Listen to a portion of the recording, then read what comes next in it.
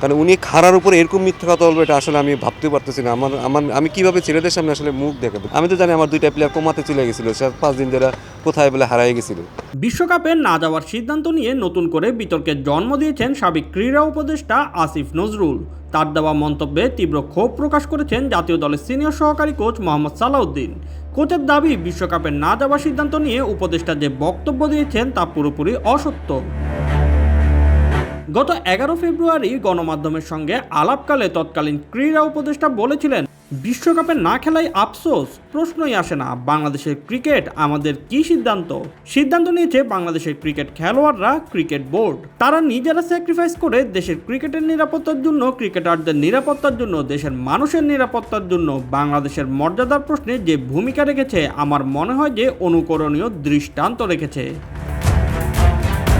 তবে এই বক্তব্যের পরপরই তীব্র প্রতিক্রিয়া জানান মোহাম্মদ সালাউদ্দিন।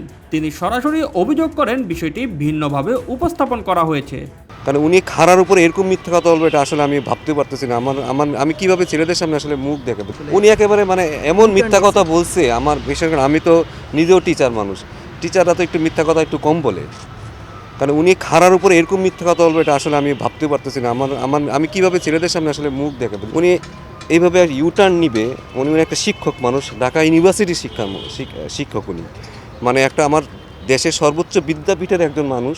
উনি এইভাবে মিথ্যা কথা বলবে এটা আসলে আমরা আসলে মানতে পারতেছি না। আমার মানাটা আসলে কীভাবে মানবে এটা আমার বলার মতো না, যে উনি কি বলে আসলো আর উনি এসে কীভাবে ইউটার্নটা নিল। বিশ্বকাপ থেকে সরে দাঁড়ানোর সিদ্ধান্তে ক্রিকেটাররা মানসিকভাবে ভেঙে পড়েছিলেন বলেও জানান এই কোচ। তার দাবি, ক্রিকেটারদের কাঁধে দায় চাপানো কোনোভাবেই গ্রহণযোগ্য নয়।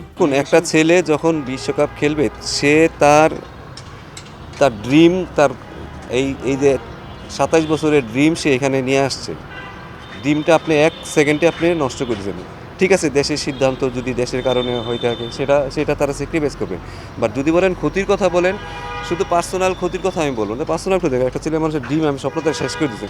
আমি তো জানি আমার ২টা প্লেয়ার কোমাতে চলে গেছিলো, ৫ দিন ধরে কোথায় বলে হারাই গেছিল।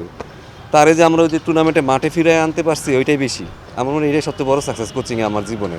দেশে মাঠে আসছে, এসে আবার রান করছে। একটা মানুষ তো অনেক বছর ধরে স্বপ্ন দেখে একটা ওয়ার্ল্ড কাপ খেলবে।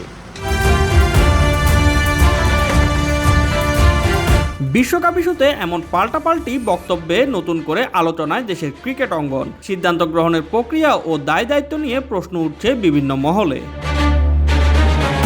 Shoaib Shams, BD sports time.